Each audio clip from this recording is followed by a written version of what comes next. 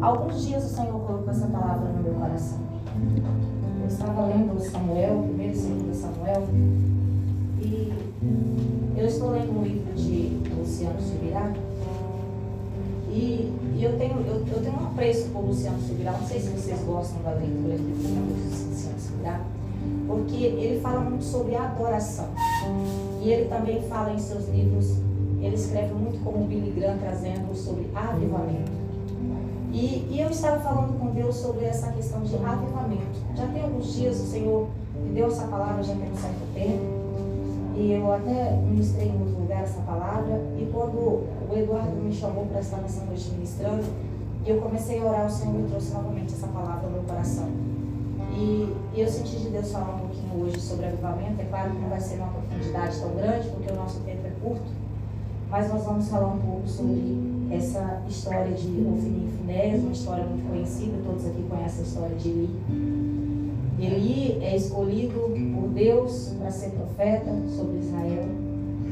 E ele está ali no lugar ainda de Samuel, que não havia substituído. Samuel pequeno em sua casa, mas ele não consegue educar os filhos na presença de Deus. E Ofni e Finéias começam a usurpar tudo que é do Senhor. Eles comem das ofertas que era oferecida a Deus. Eles se deitam com mulheres que não são as suas mulheres e faz tudo que desonra o nome do Senhor. E Eli, por sua vez, não tem autoridade de repreendê-los. E Deus levanta Samuel e começa ainda menino chamando Samuel. E Deus dá uma profecia a Samuel para falar para ele, que ele viria sobre ele e todos iriam ficar horrorizados com o que ia acontecer na casa de Eli. E ele diz que bem assim faça o Senhor, porque ele é dono de tudo. No momento em que Samuel entrega essa profecia, eu fiquei meditando como seria se Eli tivesse mudado a sua postura diante de Deus. Porque todos nós pecamos. Não é assim que Paulo diz? Todos pecaram e destituídos fomos da glória de Deus. Não tem como eu julgar Eli por as suas falhas, quando eu também tenho muitas falhas diante do Senhor. Todos pecaram. Ah, mas o pecado dele é maior. Para Deus não existe pecado grande ou pecado pequeno. O pecado é pecado de qualquer tamanho, de qualquer forma. Isso não muda. E se ele, naquele momento que ele recebe aquela profecia, se ele muda as suas atitudes, como naqueles costumes, ele rasga as suas vestes, ele se inclina na presença de Deus, ele pede perdão e ele toma uma posição de um homem sacerdote de Deus, se ele levanta como profeta que fora chamado naquele lugar e se redime diante da presença de Deus. Será que o Senhor haveria continuado com aquilo que ele teria falado? Ah, mas sim, Patrícia, porque a palavra de Deus, não, Patrícia, ela não volta. Mas lá atrás, quando Israel pecou contra o Senhor, e Deus falou que ia acabar com Israel até a 4ª geração, e Moisés vira para ele e diz assim: mas Senhor, esse é o seu povo que o Senhor tirou do Egito, e se assim o Senhor fizer, o que tem adiantado o Senhor tirar eles do Egito e dizer que os amava? A palavra nos revela que Deus voltou atrás na sua decisão, porque Deus nos ama. E ele nos quer bem. Mas ele vira para Samuel e diz assim: que bem aprove o Senhor. Ou seja, amém por isso. Às vezes, no decorrer da nossa vida como cristão, como servo do Senhor, nós fazemos coisas que desagradam o coração de Deus. E quando alguém nos corrige ou nos alerta, olha, talvez esse não seja o caminho, muitas vezes assim, olha, para mim não tem jeito. E eu fiquei me lembrando de um jovem que recente a gente teve uma conversa, no final de um culto, ele me chamou para conversar, e ele tomou um prejuízo, teve algumas falências de empresa, e ele disse assim para mim acabou. Um jovem cristão de muitos anos, ele disse: olha, eu não vejo saída para mim, eu acho que a minha vida não tem mais jeito. E um rapaz que foi criado na presença de Deus, que entende, que várias vezes disse que Deus é o Deus que nos tira de todas as ciladas e situações. E eu comecei a fazer um lembrar, porque às vezes nós precisamos de pessoas que nos ajudem a lembrar na palavra dos feitos do Senhor. Porque nós somos humanos, e humanamente falando, nós também somos fracos. E Paulo declarou isso, quando ele diz: olha, vós que está em pé, cuidado para que não caia. Nós somos fracos, o que nos fortalece é o Espírito Santo de Deus. Mas quando nos entristecemos, às vezes perdemos as forças de ler a Bíblia, de orar, de estar em constante, na presença de Deus, em grande constância. E aí, muitas vezes, nós vamos esfriando cada vez mais. Então, é preciso que a gente tenha alguém para nos acalentar na palavra. E eu comecei falando para ele de uns trechos da palavra, e a gente ficou ali sentado vários tempos conversando, depois nós oramos junto. E o dia seguinte, ele me mandou uma mensagem dizendo assim: olha, essa madrugada eu vivi um avivamento na presença de Deus. Porque eu fiquei lembrando de tudo que você havia me falado sobre a Bíblia, e eu disse assim: Senhor, se é de fato tudo isso que a irmã me fez lembrar, e o Senhor ainda continua sendo esse Deus, mostra para mim que ainda há uma saída. E ele não tinha dom de línguas, não tinha esse mistério, e ele orava muito tempo por isso, e dizer que naquele momento ele foi visitado pelo Espírito Santo de uma maneira extraordinária. E ele viveu um avivamento dentro do lar dele, que as coisas no outro dia, nada dava certo até aquele momento, e tudo passou a fazer sentido na vida dele. Às vezes nos apegamos muita coisa deste mundo e esquecemos que não fazemos parte desse mundo, que nós estamos aqui de passagem, que nós também temos um chamado na presença de Deus. O Senhor nos escolheu para estar aqui. E outro dia eu falava também com uma pessoa sobre chegar neste mundo. Nós já paramos para pensar que em uma fecundação 3 milhões de espermatozoides saem numa disputa para encontrar um ovo. 3 milhões de espermatozoides. O espermatozoide tem olho? Tem? Tem olhos? Não? Tem perna? Não? Não tem perna. Tem braço? Não. É só um girino, só um corpinho, um movimento, né? Assim, um bichinho em movimento. Se ele não tem olhos, ele não enxerga. E mesmo assim ele vence uma batalha de 3 milhões. E ele consegue chegar a esse óvulo. E vira uma vida. Você é ela. E você não tinha olhos, você não tinha braço e você não tinha pernas. Mas você venceu essa corrida lá atrás. E hoje você tem braço, você tem olhos, você tem perna e você se acha um fracassado. Muitas vezes nos achamos incapazes. E imagina o quanto que o Senhor te ama. O quanto o Senhor espera em você. Ele permitiu que no meio de mais de 3 milhões você fosse o vencedor.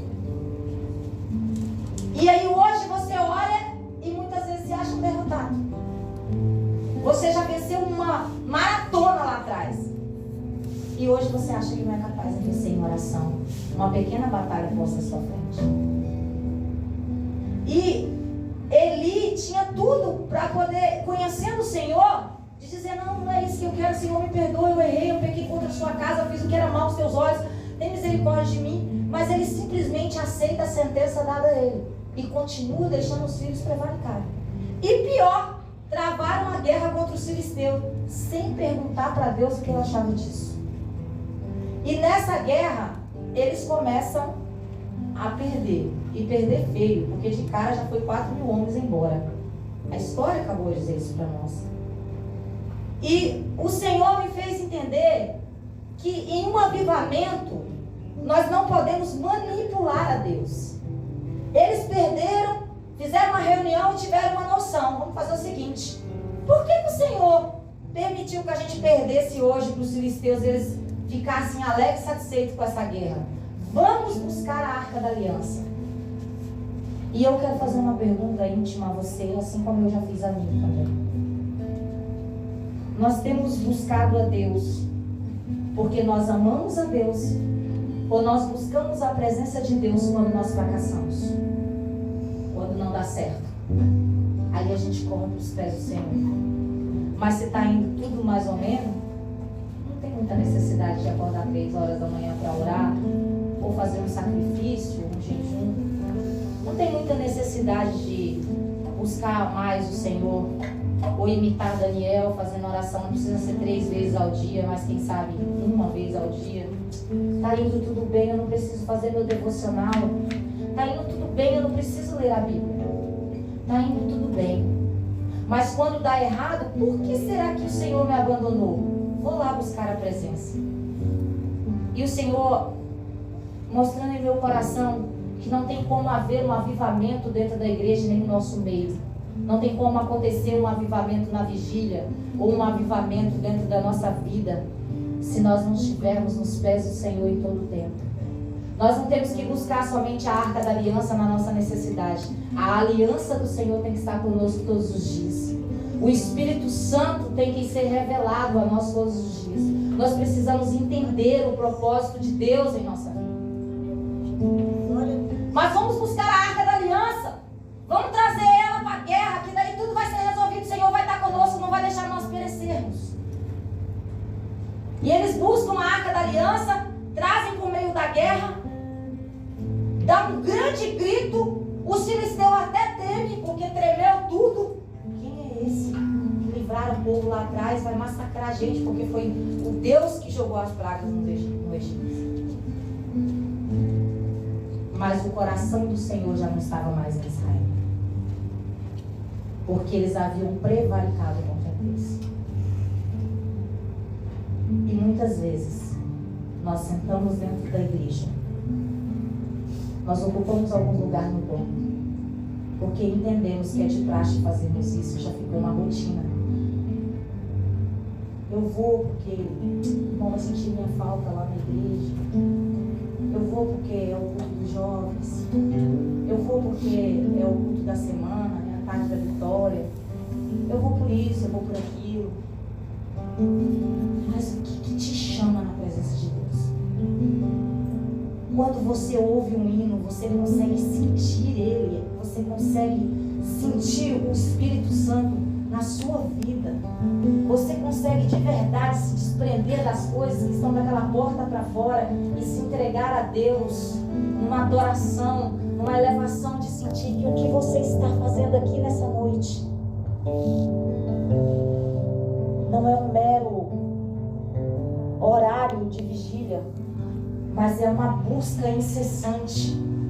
E é isso que eu lendo no livro de Luciano Subirá me fez entender, que a busca pela adoração, de sentir a presença de Deus, não pode ser uma coisa mera de 30 minutos, 1 hora. Você tem que estar em constante oração, sabe? Você está lavando a louça e você está sentindo a presença do Espírito Santo. É você está arrumando uma cama e você está sentindo a presença do Espírito Santo. É você está vendendo um carro e você está sentindo a presença do Espírito Santo. Você está na sua loja, chega alguém e você começa a sentir a presença do Espírito Santo falando com aquela pessoa. É a sua vida, é tudo que você faz.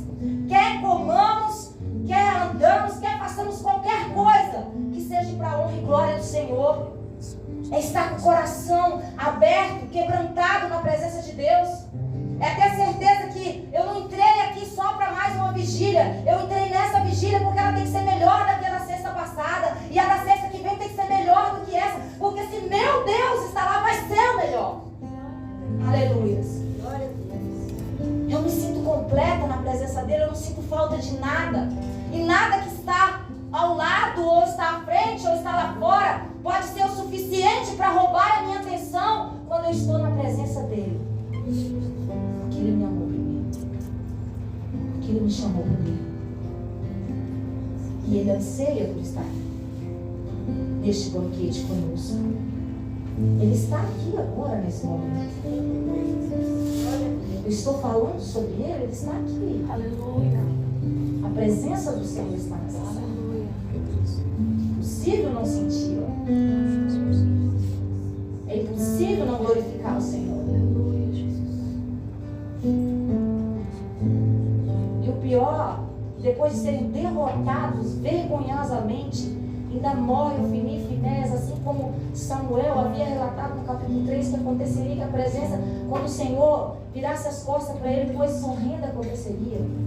E os filisteus levam embora com eles a arca da aliança, roubam a arca da aliança e levam para o templo de Dagon e colocam a arca da aliança de frente com o Deus Dagon.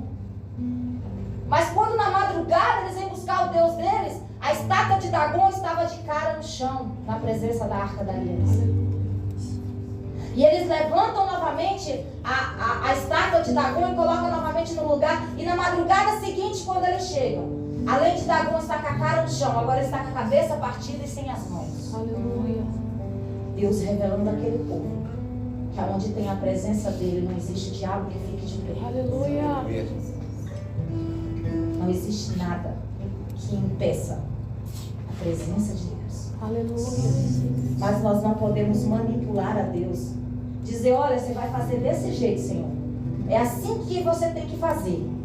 Porque tem pessoas que fazem isso. Manipula Deus. Eu vou colocar, tem que ser do meu jeito, tá, Deus? Se não for do meu jeito, não vai acontecer. Deus mostra para Israel que a Arca da Aliança era a presença dele quando ele queria se fazer presente. Mas naquele momento, os pecados deles não era de jeito nenhum algo que cheirasse bem na presença de Deus. E por esse motivo não havia razão para que Deus estivesse com eles. Porque eles não haviam se arrependido. E Ofni e Finéias ainda carregando a Arca da Aliança, aqueles que prevaricaram o templo do Senhor, que fizeram tudo o que não podia, ainda se sentindo de direito de estar ao lado da aliança de Deus, da presença de Deus, acreditando que Deus estaria ali. Não tem como adorarmos a Deus sem isso. Não tem como buscarmos as duas presenças. Ou estamos com o Senhor, ou não estamos no Senhor. Leva-se a Arca da Aliança e eles acreditam que eles podem dominar a presença de Deus. Os filisteus estão com a arca e acham que pode dominar a Deus. E tem pessoas que acham que tem o domínio de Deus. Não, eu determino, eu falo. Deus não é ninguém que possa ser dominado. Ele é o dono de tudo. Ele é o Senhor dos senhores. É o grande Emmanuel. Deus dentro do barro, ou Deus dentro do homem. Não tem como você dominar aquele que te gerou. Não tem como você dizer para ele como você vai agir, como você vai fazer. Você tem que perguntar como você deve agir ou como você deve fazer.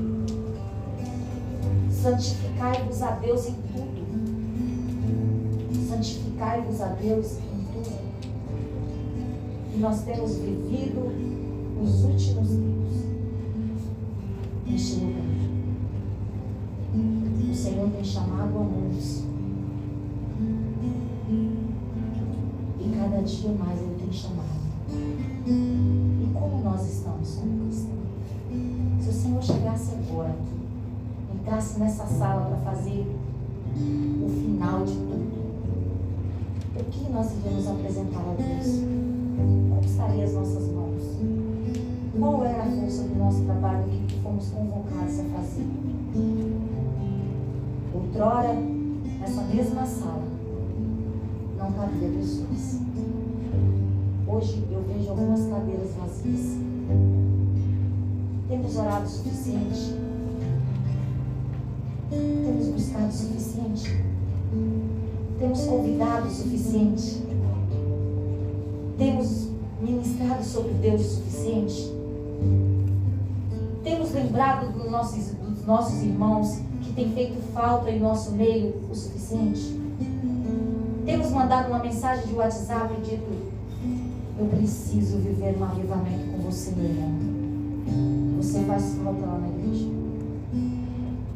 Nós temos entendido o semear da palavra de Deus? Ou tem sido simplesmente egoísta, achando que estamos arraigados na nossa própria fé, acreditando que 100% que sim, a salvação ela é individual, mas eu não preciso preocupar com meu irmão, e eu não preciso semear a palavra? Porque viver o avivamento de Deus é exatamente isso. Porque o avivamento trago no dia do Pentecostes foi a coisa mais linda, porque todos que estavam ali foram tocados. Não só ninguém sem ser tocado. O avivamento é você resplandecer o que de Deus tem dentro de você. É viver isso numa certeza absoluta. É ter convicção da sua fé. E confirmar todos os dias: o meu Redentor vive dentro de mim, Ele reina, Ele é absoluto na minha vida. Pragas começaram a aparecer no meio dos filisteus, doenças foram chegando, tumores, e eles perceberam que era por causa da presença de Deus, que era por causa da arca.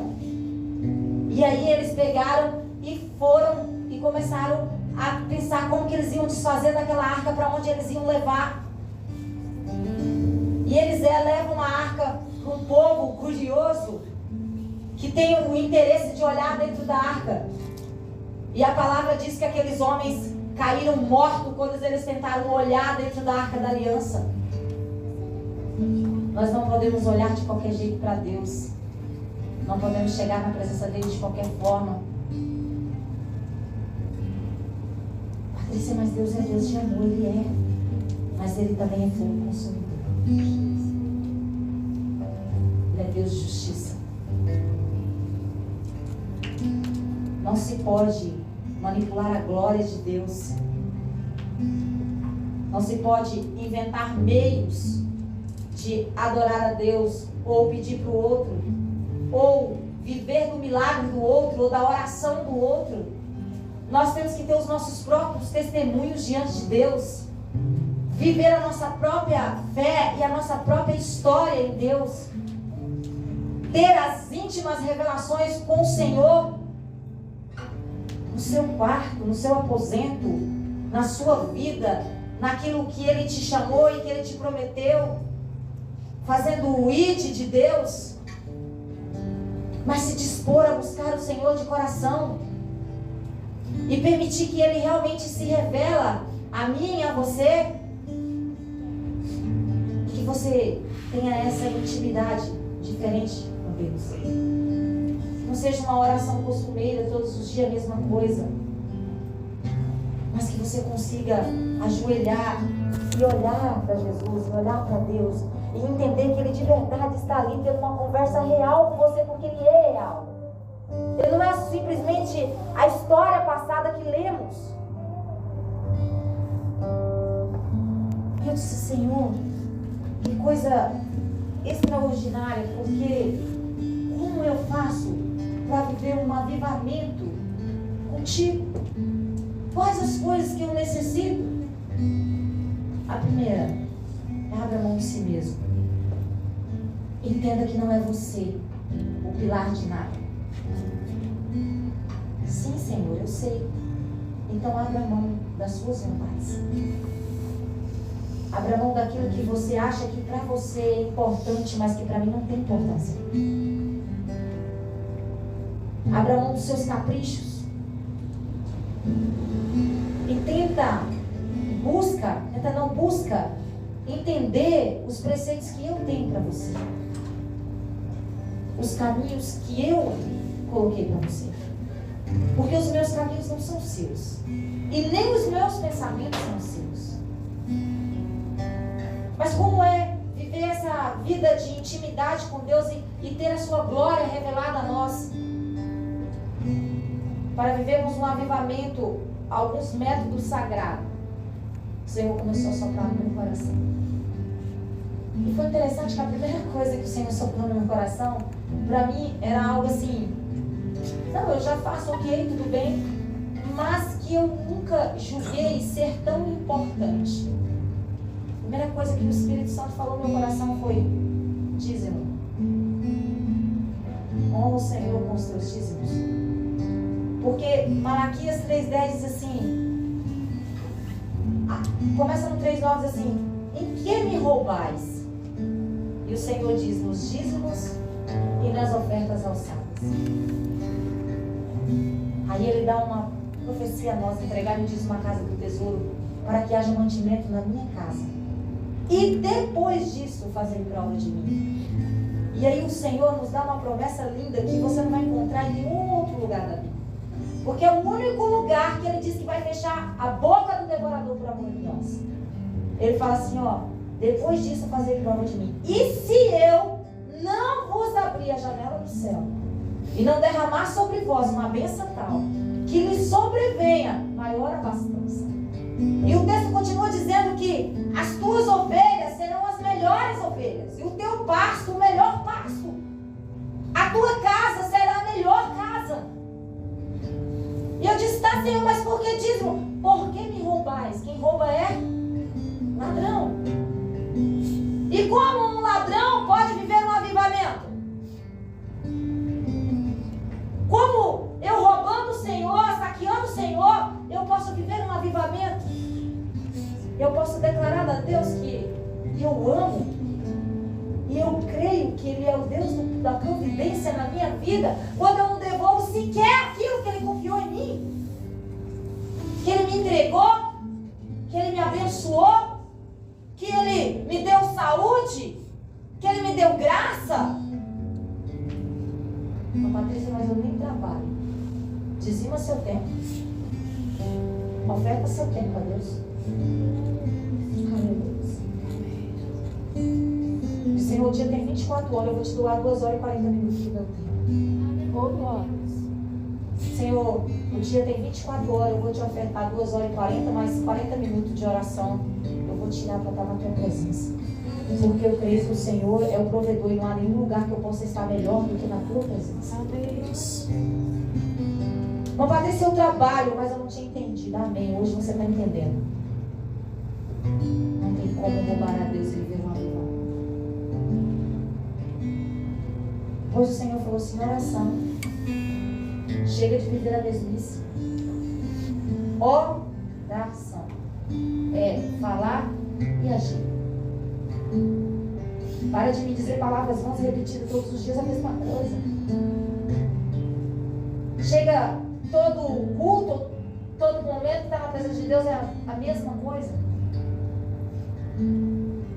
Você veio aqui porque você quis estar aqui nessa noite. Então rasgue seu coração na presença do Rei. Porque não é a Patrícia que está aqui na frente, não é o pastor Everett, não é o Júnior que cantou. Não. É Jesus. É aquele que se entregou por amor a mim e a você. É aquele que foi homem, mas não tomou a forma de homem, mas vivendo todas as paixões dos homens, se sujeitou a morrer numa cruz por mim e por você. E como ovelha muda, foi levado ao matadouro por mim e por você. Não abriu a sua boca. Se entregou por mim e por você. Para que você tivesse liberdade de adorá-lo, de pedir, de falar, de gritar, de salmodiar. E que você não tivesse vergonha do que ele é na sua vida. E quando o batismo você sepultasse essa velha mulher e esse velho homem, e você vivesse um evangelho verdadeiro, puro, limpo. Glória a Deus. Que você tivesse reverência,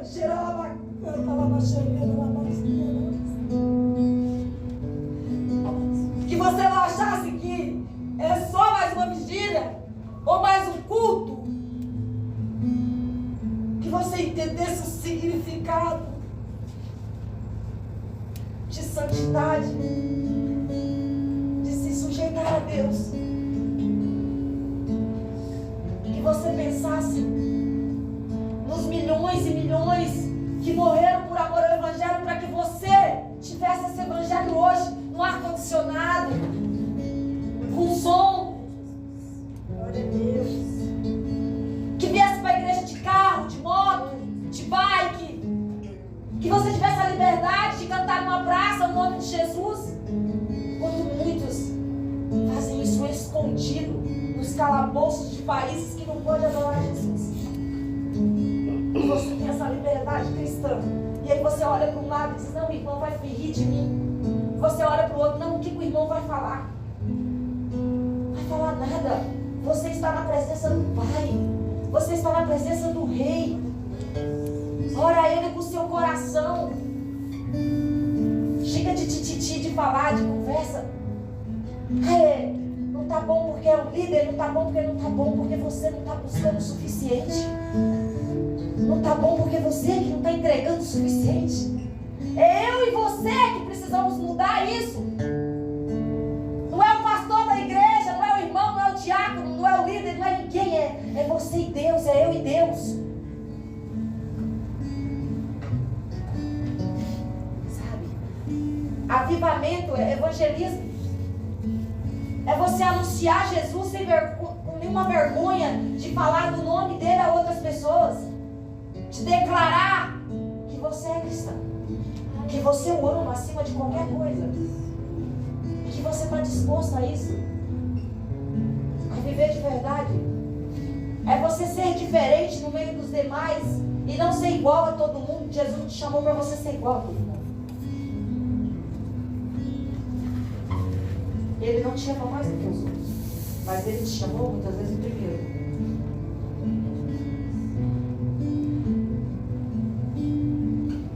É estudo, é ler a Bíblia, é entender a fé. Só temos um jeito de vencer Satanás: é na palavra. Só tem um jeito de você vencer o devorador da sua casa: é na palavra. Só tem um jeito de você vencer as tormentas que vem nos seus pensamentos: é com a palavra. Só tem um jeito de você rebater as suas dificuldades: é na palavra. Só tem um jeito de curar: com a palavra. Se você não tem a palavra, se você não estuda a palavra, se você não tem conhecimento da palavra, você não conhece Deus. E Oséias diz que conheçamos e prossigamos em conhecer a Deus. E Ele se revela a nós através da palavra.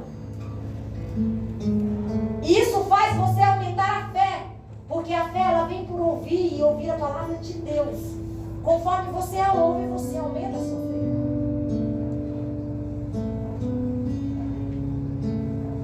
O jejum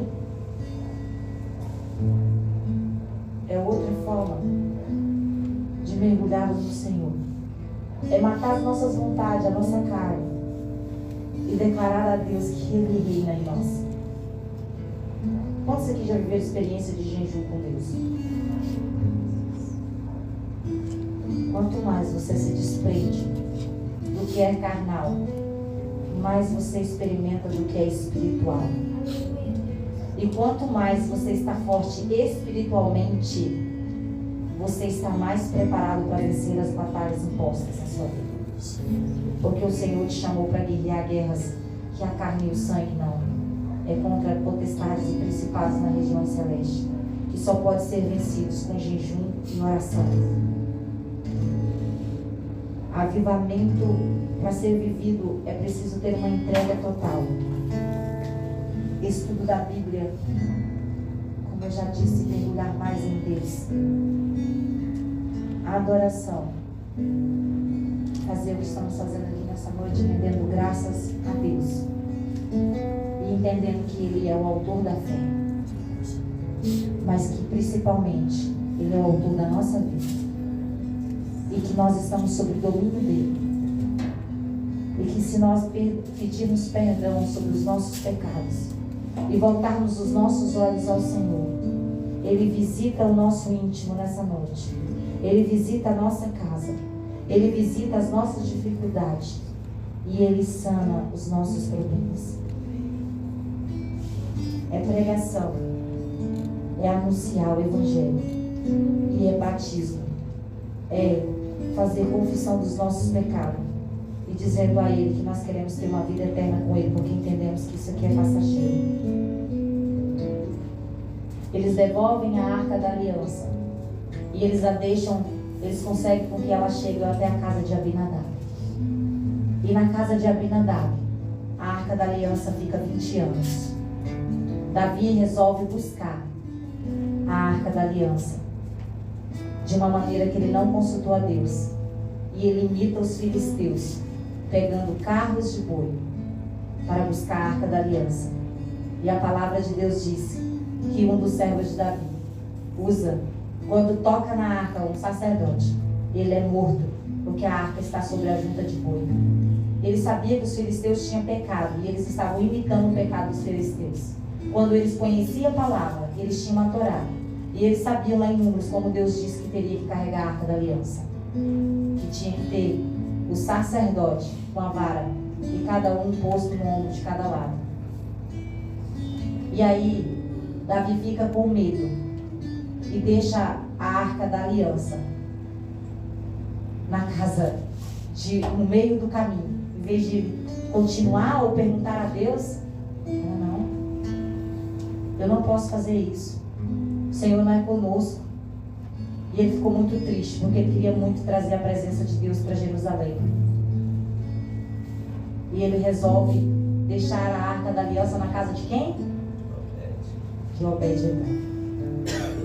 E quando ele deixa a Arca da Aliança na casa de Obed-edom, por 3 meses, ele ouve falar que aquele homem que não tinha absolutamente nada, se tornar o homem mais rico daquele lugar. A Arca da Aliança fica 20 anos na casa de Abinadab. Nada acontece.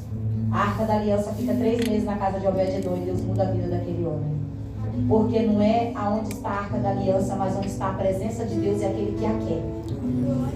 Sabe o que vai mudar na sua vida? Quando você entender que não é sobre você estar na casa de Deus, mas Deus está dentro da sua casa. Sabe o que vai mudar na sua vida? Quando você entender que a presença de Deus vale mais do que qualquer outra coisa. Abinadab não tinha entendido isso. 20 anos com a Arca da Aliança, nada. 3 meses na casa de Obed-edom, o homem se tornou o homem mais próximo daquele lugar. Quanto tempo tem que Deus está na sua casa? Quanto tempo tem que Deus está na sua casa? E eu estou falando da sua casa espiritual. Onde está a presença de Deus dentro da sua casa espiritual? Quando Davi ouve dizer o quanto que Deus tinha abençoado Obed-edom, ele resolve novamente buscar. Mas dessa vez ele consulta a Deus. E sabe qual a primeira coisa que Davi faz dessa vez? É se desprender da coroa de rei e se mergulhar na presença do rei verdadeiro. E a Bíblia diz que Davi veio cantando e salmodiando e dançando na presença de Deus, e cantando e reconhecendo a glória de Deus. Agora ele não está mais com 30 mil homens que ele tinha, com a junta de boi e a marca da aliança em cima. Agora a arca está sobre os ombros do sacerdote do Senhor, e ele está vindo despido da sua coroa, que a mulher até o teve por embriagado e pelado, mas ele estava nu na presença de Deus, declarando: é o Senhor que é o rei da minha vida. Então fica de pé essa noite. Eu quero convidar você a desprender do seu eu nessa noite. Entendendo, se você está disposto e quer viver o avivamento de Deus na sua casa, na sua vida, no seu chamado, que você esteja disposto a pagar o preço do avivamento de Deus. A glória de Deus não é depositada de qualquer forma. A glória de Deus não é feita de qualquer maneira. Deus é o Deus que se revela a nós. Assim também nessa noite. Convido você a fechar os teus olhos e você começar a falar com o Senhor agora neste momento. Eu sei que a gente já passou um pouquinho do horário, você está cansado também, eu acredito. Eu não estou, apesar de ter trabalhado hoje desde as 4 da manhã, porque na presença de Deus eu não tenho cansaço. Eu tenho alegria no Espírito Santo, mas eu entendo que nem todo mundo é igual a mim. Mas que você possa nesse momento se desprender do seu eu, da sua vontade, e declarar a Jesus nessa noite.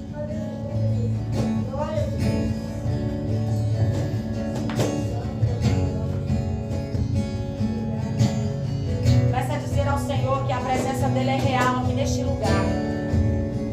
Se você quiser se ajoelhar, se você quiser vir aqui para frente, se você quiser, fique à vontade no seu lugar, o que você quiser fazer. Quero convidar o pastor Hélio para a gente estar orando. A gente está levantando um clamor aqui pela sua vida. Vamos entendendo que para vivermos esse avivamento, nós precisamos matar as nossas vontades, nosso eu. Senhor Deus, maravilhoso Pai. Ah, Jesus, como é bom experimentar a Tua presença aqui neste lugar, Senhor. Como é bom, Senhor, vivenciar a Tua presença através da Tua palavra, dos louvores. Vem fazer, Senhor Jesus, vem fazer o que nem o homem viu, Senhor Jesus. Vem manifestar, vem avivar, Senhor Jesus. Aviva o Teu povo, Senhor. Senhor Jesus, vai visitando cada um que está prostrado diante de Ti nessa noite aqui, ó Pai. Senhor Jesus, revela-te agora, Senhor Deus, nessa noite. Senhor Deus, que o Seu toque de maneira diferente naqueles que se renderam a Ti, que declararam a Ti, que reconhecem, Senhor, a Tua grandeza e que